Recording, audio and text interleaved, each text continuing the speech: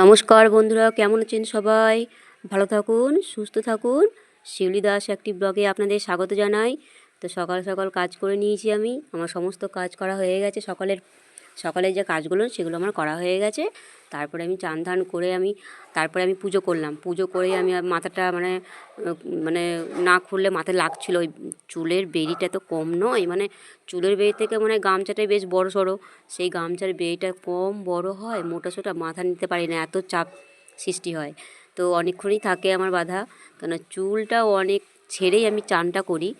পুরো চুলে জলে ভর্তি থাকে একবারে।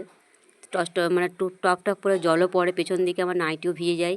তার জন্য ধরো আগে আমি ওটাকে ভালো করে বেরি দিয়ে শুকনো গামছা দিয়ে বেরি দিয়ে তখন আমি বেরি করে রাখি। তো আমি ওটাকে বেরিটাকে খুলে তখন আমি আবার ভালো করে মাথাটাতে আঁচড়িয়ে সিঁদুর একটু ভালো করে পরে নিলাম। পরে তখন আপনাদেরকে আবার কথা জানাচ্ছি যে আমার ভিডিও করছি তো আমার হাত কাঁপছিল, কিন্তু তখন এত কাঁপছে, এত আমি কাঁপছি। আজকে প্রচুর ঠান্ডা। তার মধ্যে আমার 6:30টার সময় সাড়ে ছটা, ওই সাতটা হবে, সকাল 7টার সময় আমার চান ধান করা হয়ে গেছে। তখন তার আগে আমি বিছানাতে হাত দেওয়ার আগে, বাসি বিছানা তো, হাত দিই না চান করে।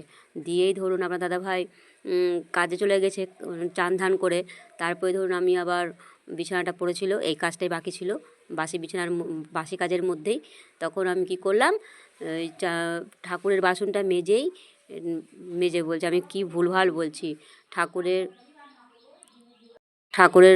ঠাকুরকে সেবা দিয়েই তখন আমি আবার বাসি বিছানাটা তুলে নিলাম। তো ওই বিছানাটাই আগে, তারপরে কোনো কাজ, বিছানাটা আগে বলতে ঘরে কেমন অগোছালো হয়ে থাকলে ভালো লাগে কি? ভালো লাগে না। তা আমার এই দেখুন ঘর দুয়ার পরিষ্কার পরিচ্ছন্ন করে নিয়েছি।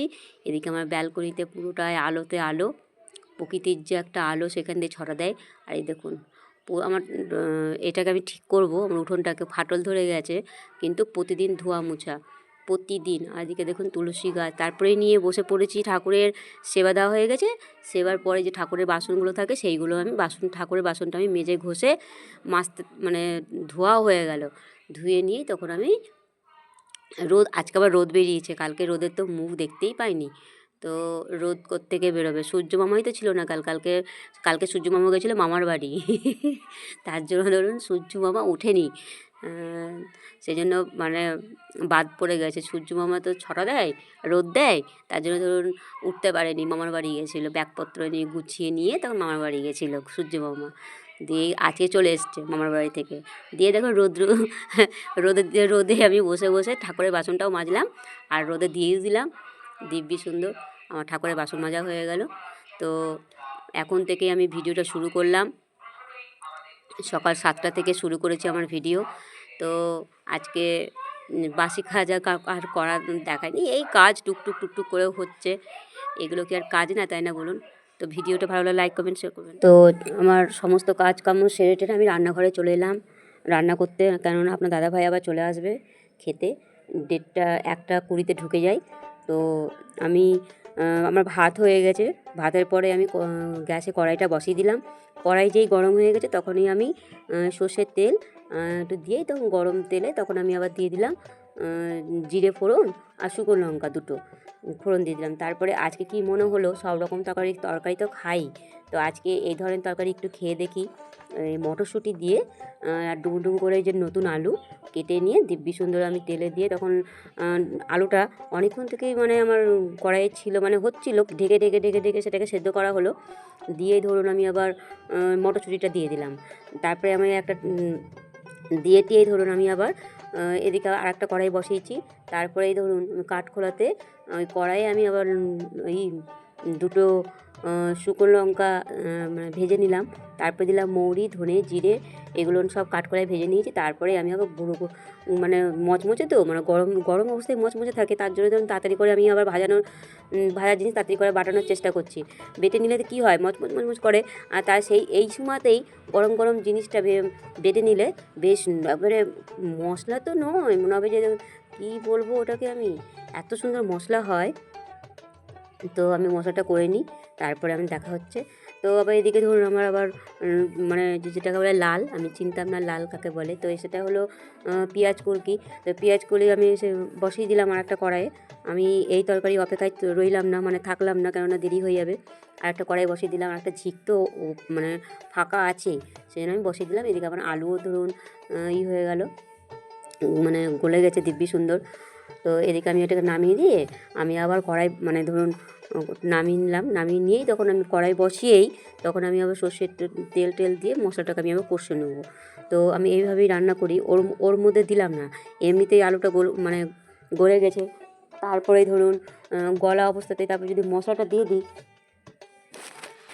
তো গরম কড়াই আমি আবার ওই তেল দিয়েই তখন আমি মশলাটাকে ছেড়ে দিলাম। মশলা করেছিলাম ধনে, জিরে, মৌরি গুঁড়ো এগুলো দিয়েছিলাম, তারপরে দিলাম মিট মশলা, তারপরে দেবো মানে একটা করে সবজি মশলা দিতে থাকবো, হলুদ গুঁড়ো দিয়েই তখন আমি আবার এটাকে দিব্যি কষিয়ে নেবো। তারপরে দিলাম আমি এটা আবার মিট মশলা, আগে দিয়েছিলাম গরম মশলা, তারপরে মিট মশলা দিলাম। তো আমার মশলাটা কষতে থাকুক, তারপরে ধরুন আমি দিয়ে দিলাম। তো একটু করে মশলা আমি বাটিতেই দিয়ে রাখি, তো আজকে দিতে ভুলে গেছি, তো সেটা আর হবে না, সেটা আমি আবার সেটাকে লক্ষ্য করে রাখতে হবে। যে এদিকে ধরুন আবার পেঁয়াজ কলিও হয়ে গেছে, আমার পেঁয়াজ কলিকে ভাজাও হয়ে গেল। তো একটা ঝোল করলাম, একটা ভাজাভুজি করলাম, আর দুটো ডিম নিয়ে এসেছি, সেটা অমলেট করে নেবো। তো ওটা পরে করবো, অমলেটটা খাওয়ার সময় করবো, কেননা এখন ঠান্ডা দিন, তো ঠান্ডা হয়ে যাবে। আপনার দাদাভাই যেই চান করতে লাগবে তখনই আমি আবার অমলেটটা করে নেবো। তো আপনার দাদাভাই ধরুন 2-3বার ধরুন চানই করে। তো আমার মশলা কষা হয়ে গেছে, তারপরেই এই মানে সবজিগুলো মানে হয়ে গেছে, নরম হয়ে গেছে বলে আমি আগেই ধরুন ওই মশলার সঙ্গে মানে করলাম না। তো মশলাটা মানে কষে নেওয়ার পরে তখন আমি এটা দিলাম, তারপরে আমি জল দিয়ে দিলাম একটুখানি, খুব আটো হয়ে গেছে, নাড়া যাচ্ছিলো না।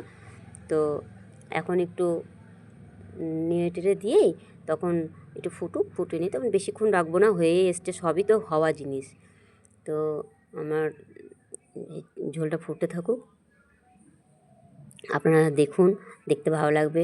তো ভিডিওটা ভালো লাগলে লাইক কমেন্ট শেয়ার করবেন। তো এদিকে দেখুন, এক সময় মানে সব সময় পরিষ্কার লাগে, আজকে দেখুন মাথা ঘুরে যাবে এসব দেখলেই। ওইদিকে মটরশুঁটি ছাড়িয়েছি, এদিকে পেঁয়াজ টিয়াজ, এদিকে আবার ধরুন রসুন টসুনগুলো ছাড়িয়েছি, চারিদিকে খিচিবিচি লেগে গেছে এইটুকুটা দেখে। তো পরিষ্কার দেখতে পাওয়া যায়, যে তার পেছনে যে কত খাটতে হয় সে একমাত্র যারা এই ভিডিও করে তারা মাত্র একমাত্রই জানে। তো এতেও আমার এই তরকারিটা হয়ে গেছে, দেখতে ভালো লাগছে, কি খেতেও সুন্দর লাগছে, টেস্ট হয়েছে বেশ। লবণ টবণ চেখে নিয়েছি যে ঠিকঠাক হয়েছে কি না। তো আমার আজকে এই তরকারিটা আজকে করেছি, সব রকমের সবজি খেলাম আজকে, এই সবজিটা আলু দিয়ে করলাম, দেখি কেমন লাগে খেতে। তো আমি আবার 11:30টার সময় ম্যাগি নিয়ে বসে পড়েছি, বেলা 11:30টার সময়। তো আমার খিদে পেয়েছে চরম, আর সকালে 1 কাপ চা খেয়ে আমি অতগুলো কাজ সেরেছি, তারপরে ধরো আর কোনো কিছু খাওয়া দাওয়া নাই। তো ম্যাগিটা দেখলে আমার লোভ সামলাতে পারি না, ম্যাগি আমার এত পছন্দের জিনিস। তো এত গরম খেতে পাচ্ছি না, তো আমি শুধু নেড়েই যাচ্ছে, একতলে নেড়েই যাচ্ছে, আর কি গরম, খেতে পাচ্ছি না। তো পরে আবার দেখা হচ্ছে।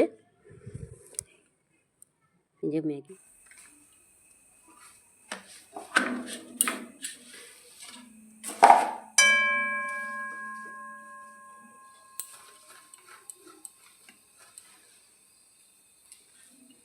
সন্ধ্যার সময় রুটি করতে বসে গেছি, রুটিটা করে নিই। রুটি করে তখন তরকারি করব, তরকারি করে তখন একটু চা করব। কাজের তো আর শেষ নেই, তাই না বলুন?